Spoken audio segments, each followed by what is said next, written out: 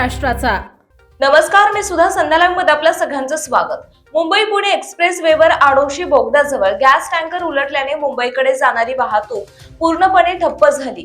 या अपघातानंतर टँकर मधून गॅस गळती सुरू झाल्याने सुरक्षेच्या कारणास्तव दोन्ही बाजूची वाहतूक थांबवण्यात आली होती। याचा फटका हजारो प्रवाशांना बसला आहे।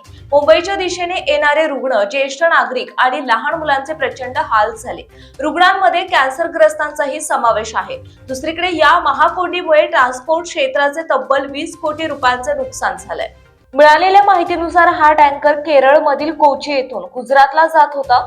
बोगद्याजवळील उतारावर चालकाचे नियंत्रण सुटल्याने टँकर उलटला आणि गॅस गळती सुरू झाली। खबरदारीचा उपाय म्हणून पोलिसांनी वाहतूक रोखली, ज्यामुळे महामार्गावर अनेक किलोमीटर पर्यंत वाहनांच्या रांगा लागल्या होत्या। एसटी महामंडळालाही याचा मोठा फटका बसलाय।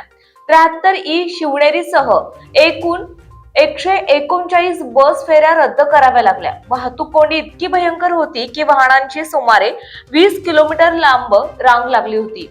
या अडचणीमुळे महिला आणि मुले यांच्यासह प्रवाशांना अन्न, पाणी आणि शौचालयाची सोय उपलब्ध होऊ शकली नाही।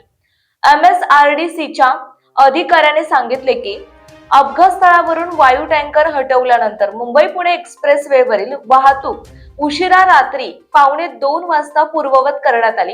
टँकर हटवण्यात आल्यानंतरही येथील वाहतूक कोंडी जैसे थेच आहे। या घटनेमुळे दूध आणि भाज्यांसारख्या जीवनावश्यक वस्तूंचा पुरवठाही विस्कळीत झालाय। ही गंभीर परिस्थिती हाताळण्यासाठी NDRF, SDRF, Bharat petroleum corporation limited, महामार्ग पोलीस आणि MSRDCच्या पथक घटनास्थळी तैनात करण्यात आले। ताज्या आणि महत्त्वपूर्ण बातम्या पाहण्यासाठी आजच आमच्या संध्या लाईव्ह न्यूज चॅनलला YouTube वर सबस्क्राइब करा आणि बेल आयकॉन प्रेस करा।